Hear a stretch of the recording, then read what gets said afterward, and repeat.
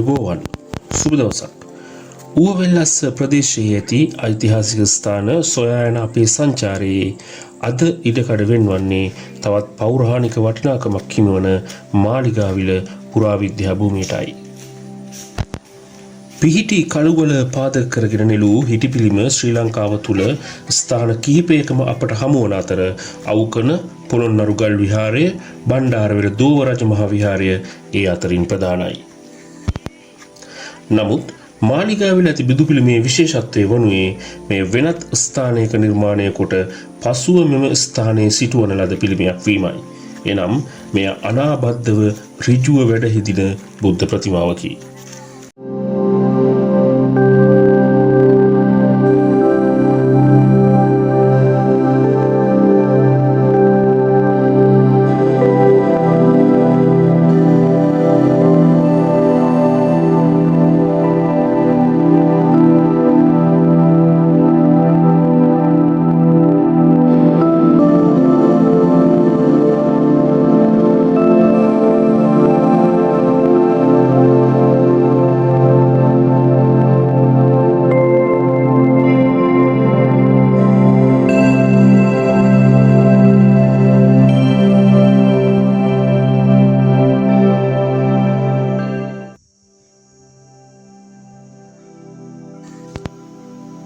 අනාබද්ධ යනු කිසිවකට සම්බන්ධ නොවී ස්වායක්තව වැඩ සිටින යන තේරුමයි. කෙසේ වුවද පසු කාලීනව සිදු වූ විවිධ ආක්‍රමණ සහ නිදන් හොරුන්ගේ ආධිපත්‍යයට ගොදුරු වීම නිසා මෙය කොටස් කිහිපයකට කැඩී බිම පතිත වී තිබී සොයාගනු ලබනවා. මෙය නැවත සිටුවා පිළිසකර කටයුතු සිදු කරන්නේ 1991 වර්ෂයේදී රාජ්‍ය ඉංජිනේරු සංස්ථාවේ මැදිහත් වීමෙනි. කෙසේ වුවද අතීතයේ අනාබද්ධ බුදුරුවක් ලෙස වැඩ සිටියද පිළිසකර කිරීමේදී පිටුපසින් ගඩොල් බිත්තියක් ආධාර කොටගෙන ප්‍රතිස්ථාපන කටයුතු සිදු කර ඇති බව දක්නට ලැබෙනවා. මහා වංශයට අනුව රුහුණු රටේ පාලකයා වූ මහාතිස්ස රජුගේ සහ සංඝ සිවා බිසවගේ පුත් 4 වන අග්ගබෝධි රජු තමන්ගේ පාලන සමයේදී එනම් ක්‍රිස්තු වර්ෂ 7 වැනි සියවසේදී ඉදිකරන ලදයි පවසන කනගම පත්මා විහාරය නොහොත් පටිමා විහාරය මෙය බවට විශ්වාස කරනවා. එසේම තවත් අතීත මූලාශ්‍ර විමසා බැලීමේදී අරියාකර විහාරය නමින් විහාරයක් හමු වන අතර එයද මෙම මාලිගාවිල විහාරයමයයි විශ්වාස කරනු ලබනවා. අක්කර 40ක පමණ භූමි ප්‍රමාණයක් පුරා විසිරී ඇතැයි සැලකෙන මෙම මාලිගාවිල විහාර සංකීර්ණය අතීතයේදී අන්ධ මිනිසුන් බහුලව විසූ ප්‍රදේශයක් විය හැකියයිද එනිසාම මෙම ප්‍රදේශයට කනගම නමින් හඳුන්වන්නට ඇතැයිද සඳහන් වනවා. තවද මෙම විහාරාරාම සංකීර්ණය හා අනුබද්ධව රෝහල් සංකීර්ණයක්ද පවතිනට ඇතැයි පුරාවිද්‍යාඥයන් මත පළ කරනවා. මාලිගාවිල හිටිපිළිමේ පිළිබඳව කතා කිරීමේදී මෙය සම්පූර්ණ වශයෙන් අඩි 41යි අඟල් 10ක උසකින් සහ පළල අඩි 10කින් යුතු වන බව පැවසෙනවා. පිළිම වහන්සේ පමණක් සැලකීමේදී එහි උස අඩි 34ක් බවද පැවසෙනවා. දකුණතින් අභය මුද්‍රාව නිරූපණය වන පිළිම වහන්සේ වමතින් සිවුරු පොට දරා සිටීමේ මුද්‍රාව නිරූපණය කරනවා. ස්පටික හුණුගල් මිශ්‍ර පාෂාණයකින් මෙම හිටිපිළිමේ නිමවා ඇති අතර ඊට සමාන පාෂාණ අදටද එම ප්‍රදේශයේ පුරා අපට දක්නට ලැබුණා.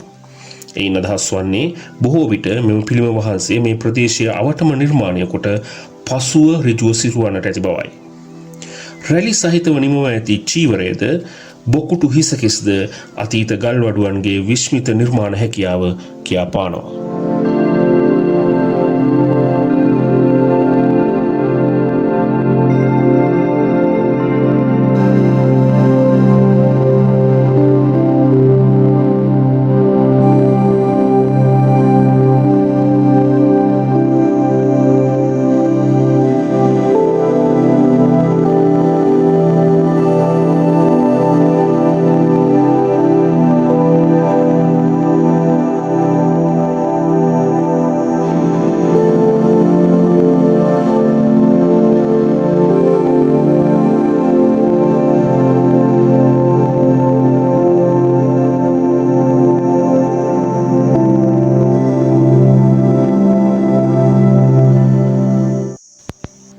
බුද්ධ ප්‍රතිමාව අවට ඉහළ මළුව පිරික්සීමේදී අපට පෞරාණික ගල්කණු කිහිපයක් සහ ඒවා සවිකර තබන්නට ඇතැයි සැලකිය හැකි පාදම්ගල් බොහොමයක් දක්නට ලැබෙනවා.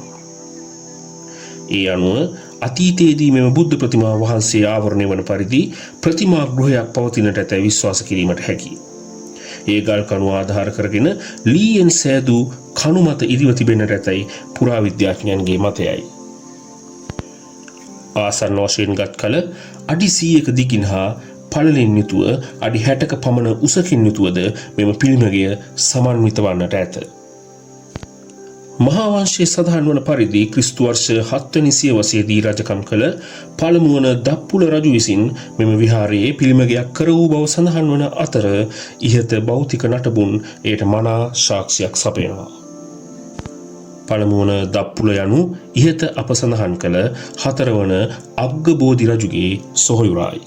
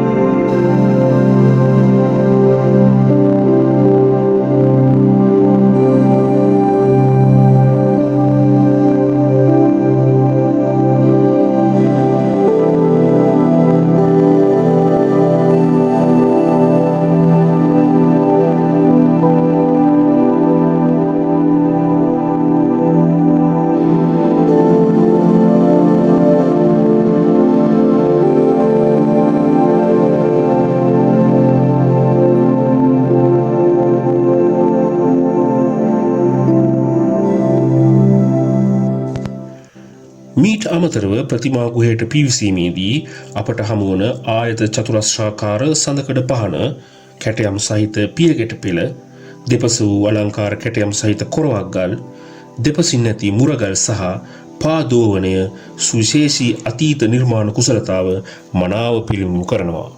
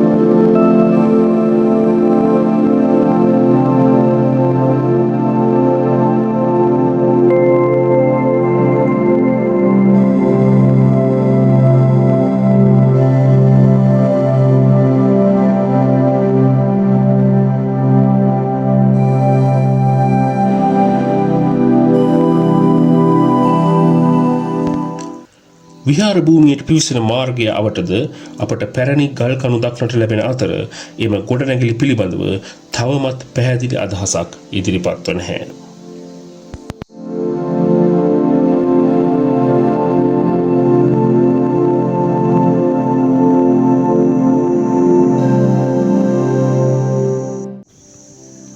මාලිගාවිල හිටිපිළිම වහන්සේ වැඩ සිටින ස්ථානයට මීටර් 300ක් පමණ නැගෙනහිර දිශාවට වන්නට තවත් සුවිශේෂී ශෛලමය නිර්මාණයක් හමු වනවා. දඹේගොඩ බෝසත් පිළිමේ ලෙසම හඳුන්වන අතර මෙයද පළමු වන දප්පුල රජුගේ නිර්මාණයක් බව සඳහන් වනවා. ස්පටික හුණුගල් භාවිතා කොට නිර්මාණය කොට ඇති මෙම බෝසත් පිළිම වහන්සේද වෙනත් ස්ථානයක නිර්මාණය කොට පසුව මෙම ස්ථානයට ගෙනවිත් සවි කරන්නට ඇතැයි සැලකෙනවා.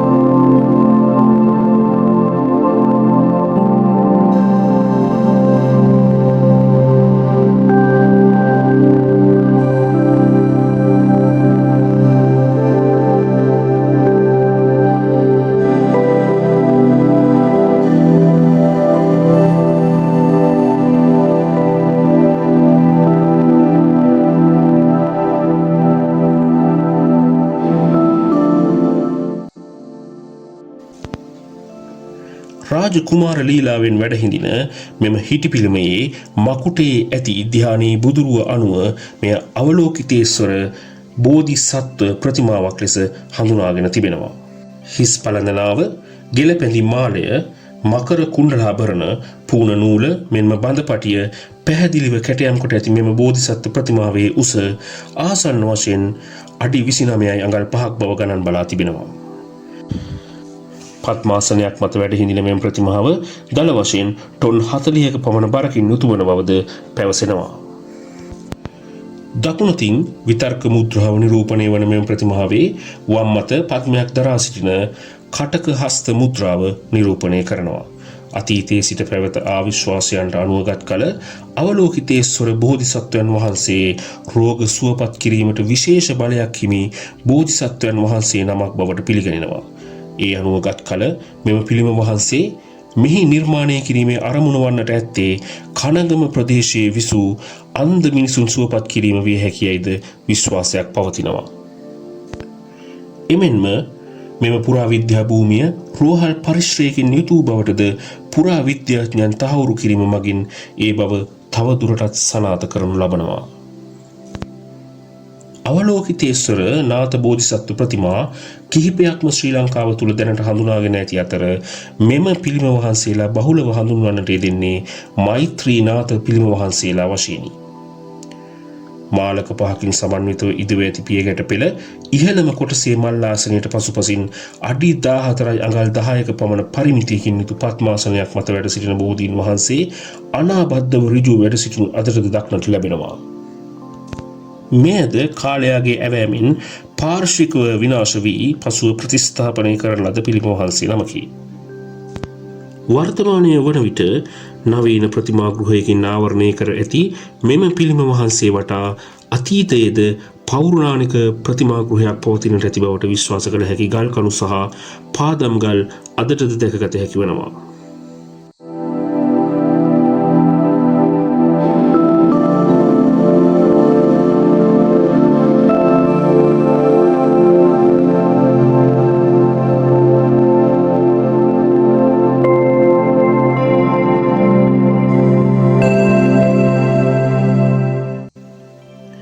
පිළිම වහන්සේ වෙත පැමිණෙන පියගැට පෙළ දිගේ ඉහළට පැමිණීමේදී පළමු මාලකයේ දෙපස පෞරාණික කැටයම් සහිත මුරගල්, සඳකඩ පහන් හා කොරවක් ගල් වලින් යුතු වූ ගල් කණු සහිත ගොඩනැගිලි දෙකක් හමු වනවා.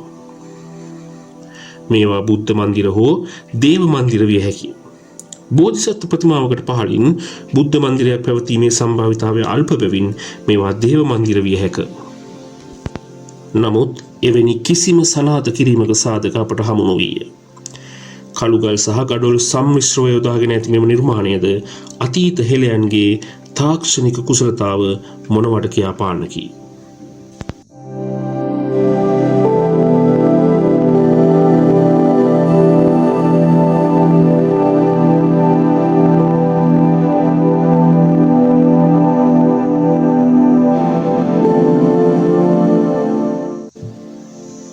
තවද දඹේගොඩ බෝසත් පිළිමේ පිහිටා ඇති පරිශ්‍රයේ ඔබට ටැම් ලිපියක් දැකගත හැක. දඹේගොඩ ටැම් ලිපිය නමින් හඳුන්වන මෙය එකල රජකර 4 වෙනි මහින්ද රජු විසින් කරවා ඇතැයිද එය මධ්‍යකාලීන සිංහල අක්ෂර වලින් සහ සමකාලීන සිංහල අක්ෂර වලින්ද සමන්විත වන බව පුරාවිද්‍යාඥයන් විසින් තහවුරු කොට ඇත. 4 වෙනි මහින්ද රජුගේ දසවන රාජ්‍ය වර්ෂයේ මැදින් මස පුර පක්ෂයේ 13 වෙනි දින මකුල් මහා පිරිවෙන කරවා එහි වැඩවසන ස්වාමීන් වහන්සේලාට සිව්පසයෙන් සංග්‍රහ කිරීම පිළිබඳව මෙහි සඳහන් කොට ඇති බව පැවසෙනවා. තවද ඔහු විසින් කර වූ ශෛලමය ප්‍රතිමා 3ක් පිළිබඳවද පොළොන්නරුව මහා විහාරය, ලෝවා මහා සෑය, මහියංගනය, රුවන්වැලි මහා සෑය ආදී විහාරස්ථාන කීපයක ස්වාමීන් වහන්සේලා වෙත පනවන ලද නීති රීති පිළිබඳවද ඇතුළත් බව සඳහන් වනවා. එසේම මෙම විහාරස්ථානයට අදාළව වාර්ෂික අයවැයක් සාදා ඒ භික්ෂූන් වහන්සේලා ඉදිරියේ ප්‍රකාශයට පත් කළ යුතු බවද සඳහන් වන බව පැවසෙනවා. ශ්‍රී ලංකාව තුළ පවතින ඓතිහාසික ස්ථාන අතර ප්‍රමුඛ ස්ථානයක් හිමි විය යුතු මෙම මාලිගාවිල පුරාවිද්‍යා භූමිය එසේත් නොමැතිනම් කනගම පద్මා විහාරය, අරියාකර විහාරය රැක ගැනීම හෙළයන් වන ඔබ අප සැමගේම වගකීමක් බව මතක් කරමින්ම අද රූප රචනාව මෙයින් අවසන් කරනවා. මෙවැනි තවත් ඓතිහාසික ස්ථානයක සිට නැවත හමු වනතුරු ඔබ සැමට තෙරුවන් සරණයි. channel එක subscribe කරන්න. ස්තුතියි.